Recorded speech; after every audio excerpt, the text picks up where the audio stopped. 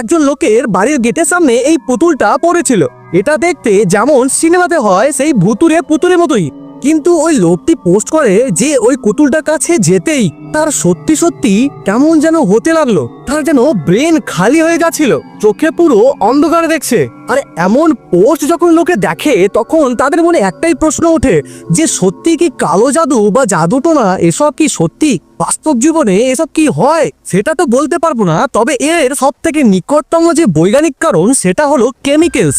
এরকমই কিছু খতরনাক কেমিক্যালস আছে যার নাম নেওয়া সব ঠিক নয়, কিন্তু স্কোপোলামাইন এর মতো কিছু কেমিক্যাল হয় যা পাউডার রূপে থাকে।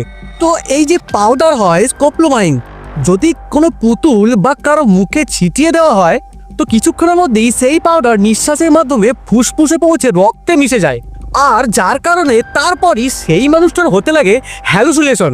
যদি তুমি রাস্তায় চলাচল করার সময় এমন কিছু আজব জিনিস দেখো, যেমন পুতুল বা লেবু লঙ্কা, সেগুলো দেখে পাকামো করে হাত দিয়ে তুলে দেখতে যেও না, বা কাছে গিয়ে দেখতে যেও না কি জিনিসটা। চলো, যদি বুঝে যাও লাইক সাবস্ক্রাইব তো করে দাও।